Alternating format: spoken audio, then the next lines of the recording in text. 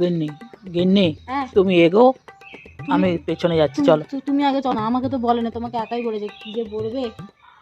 আরে তুমি ভাবছো কেন আমি তো খেতে পারবো না? তুমি তো ভালোভাবেই জানো, অত টেনশন করার তো কিছু ব্যাপার নয়। নিমন্ত্রণ করছে, দেখো কর্তাকে বাদ দিয়ে তো গিন্নি হয়নি। ওরা ভুল করছে বলে আমরা যেতে ভুলবো করবো কেন? চলো এগিয়ে চলো, এগিয়ে চলো। ওই তো দিদি, দিদি। আজকে তুমি দাদা আসছে? হ্যাঁ দাদা আসছে? হ্যাঁ দাদা, ওই তো দাদা, ওই তো কি ও দিদি কি বলছে?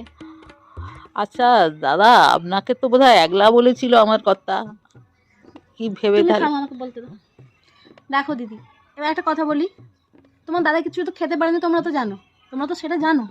কি হয়েছে দাদার? আমি তো জানিনি বোন। দাদার কিছু হয় না, দাদার খেয়ে খেয়ে পেটটা অতিরিক্ত বুড়ি হয়ে গেছে, ডাক্তার বলে যে বেশি খেলে পেট যখন তখন বাস্ট করতে পারে, সেই জন্য একটু বুঝে শুনে খেতে।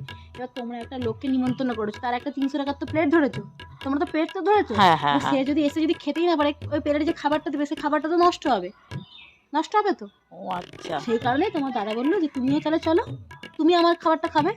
আর একটা প্লেটের হয় হাফ প্লেট লাগবে, ওর একটা ফুল প্লেট, 1.5টা প্লেট না লাগবে, আর একটা হাফ প্লেটের টাকা আমার কত দিয়ে দিবে, তারা কি আছে। আচ্ছা আচ্ছা, আপনারা বসুন, ওখানে ফুচকা টুচকা খান, পকোড়া খান। আমার বাড়িতে তো লিস্ট হয়েছিল, ওই জন্য 800 জন লিস্টে আছে, তার 801 জন হয়ে গেল, ওই জন্যই 800 ভাব। জনই কি আগে আসবে? আর আজকে কত বিয়ে বাড়ি, সবাই কি তোমার বিয়ে বাড়িতেই আসবে? কত খাবার বেশি হবে দেখো না। তবুও তোমার দাদা বলছিল যে কচিগুলোকে নিয়ে চলে যাও, বললাম না, কচিগুলোকে নিয়ে যাবো, আগে দিদিকে জিজ্ঞেস করে আসি সব কুটুম এসছে কিনা। যদি না আসে, কচিগুলো ঘরে সেজে বসে আছে, ফোন করলেই চলে আসবে, ডাকবো। আচ্ছা আপনারা খান না, খেয়ে দিয়ে একটু বসবেন, যদি কারো বাড়িতে আস। আবার 200 টাকাটা শাড়ি দেবো, যদি ঠিকমতো খেতেই না পারি, শাড়ি দিয়ে কোনো মানে হবে? মেয়ে করতে দাদা তোমার। দিদি আমি বলি কি, বৌমাতেই নরম করছি, তাহলে তুমি এরকম সাদা শাড়িটা আনছো, শাড়ি তো দামি আছে, কিন্তু রংটা তোমরা পছন্দ করতে পারোনি। তো নরম করছি বলে তো সাদা দিলাম, তো গায়ের রঙই সাদা, তোকে সাদা দেবো নাকি লাল দেবো? গায়ের রঙের সঙ্গে তো মিলিয়ে কালার দিতে হয়। ও আর সত্যি কথা বলতে দিদি, আমি তোমাকে প্রচণ্ড ভালোবাসি, আমি তোমার কথা ভেবে কাপড়টা এনেছি, যে দিদি পরবে। বউ তো কত শাড়ি পাবে, তুমি আচ্ছা। আজ আছো কাল নেই, সেই জন্য আগে থেকে সাদা দিয়ে রেখেছি। না ঠিকই ভাবছো তুমি, হ্যাঁ।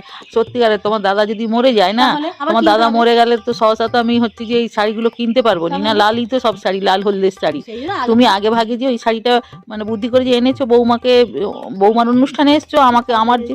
তোমার দাদা তো বললো যে দেখো, দাদা আজ আছে কাল নেই, দাদার যে অবস্থা, দাদার যা গাঁজা খায় যখন তখন চলে যাবে, সেই জন্য বৌদির জন্য আগে থেকে শাড়ি কিনে রাখো। না ঠিকই আছে, যাও বৌমার সঙ্গে দেখা করে এসো, নতুন বৌমা। পকোড়া মকোড়া হয়েছে তো? সবই হয়েছে, যাও খাও, 800 জনের অ্যারেঞ্জমেন্ট তো, 801 জন হয়েছে, যাও।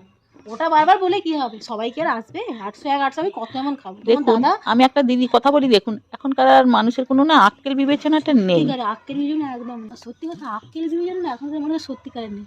তোকে নিমন্ত্রণ করবে, তুই